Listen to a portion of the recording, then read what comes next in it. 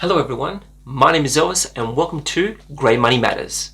In this episode on Working Capital series, we are going to talk about the third component in the cash conversion cycle, continuing with creditor days. In this video, I will explain the variables within the formula that will be used to calculate creditor days, where the information comes from and why this information is used. I will also go through some examples so you get a better understanding. With that being said, let's get started.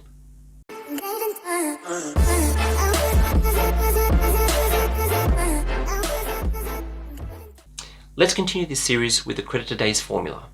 Moving further down the balance sheet, we will cross over to the liabilities side, where all the loans and other payable items sit. So, we will concentrate on current liabilities, which are payments that need to be made within 12-month period. You will notice in the accounts payable days equation that in the numerator, which is above the line in this equation, we are looking at average accounts payable. The information is obtained from the balance sheet, as mentioned several times in the series, which is a snapshot of your financial position at a point in time. We will draw your attention to the accounts payable line item located under the current liabilities in the balance sheet, highlighted here. This represents the key item we are going to be analyzing.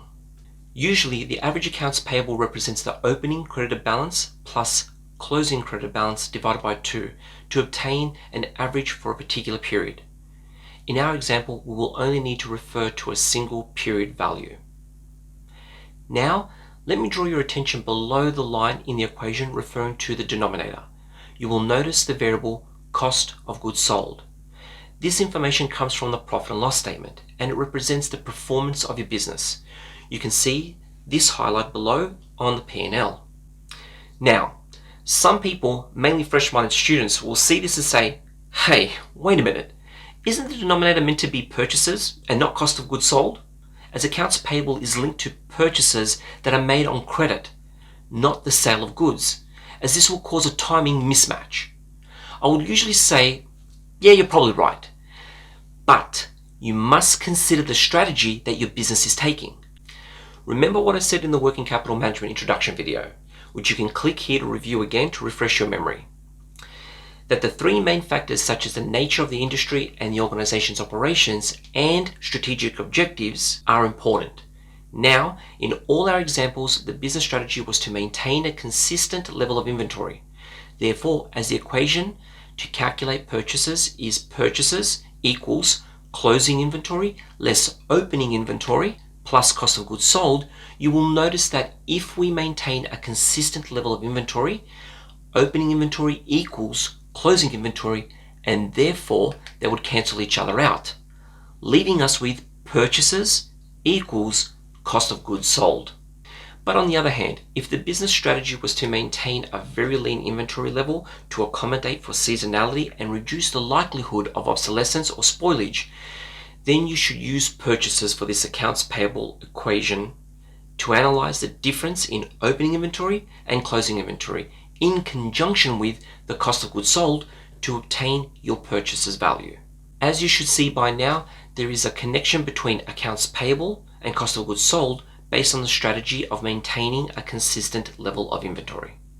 With that being said, let's continue with some examples to help us deepen our understanding.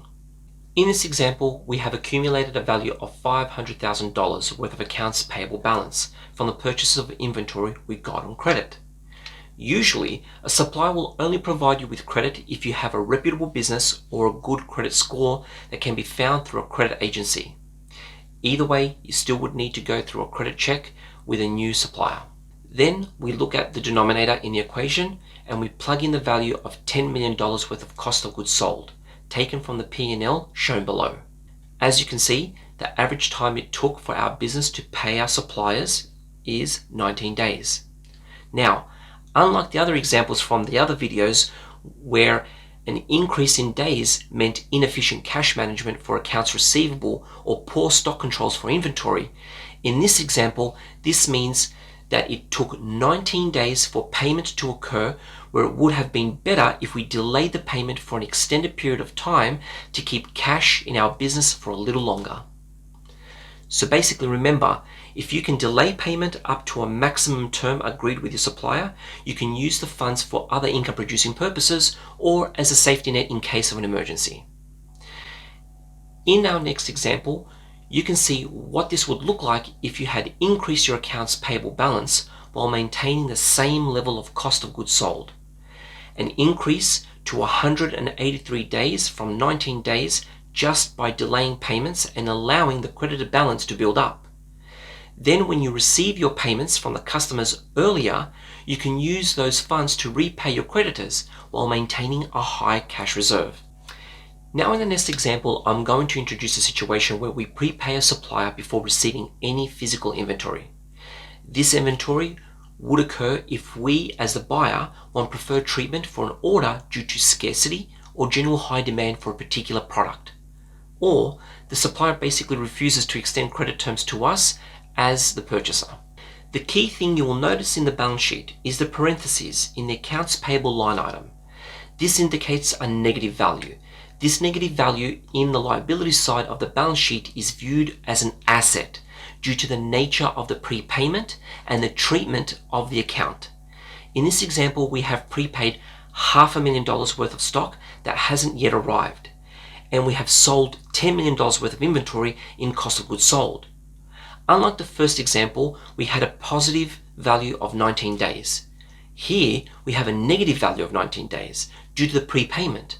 And from a cash management standpoint, this is unfavorable, as we have less funds in our bank for the day-to-day operations. Hopefully the example I have shown has provided you with a better understanding. Thank you, and until next time.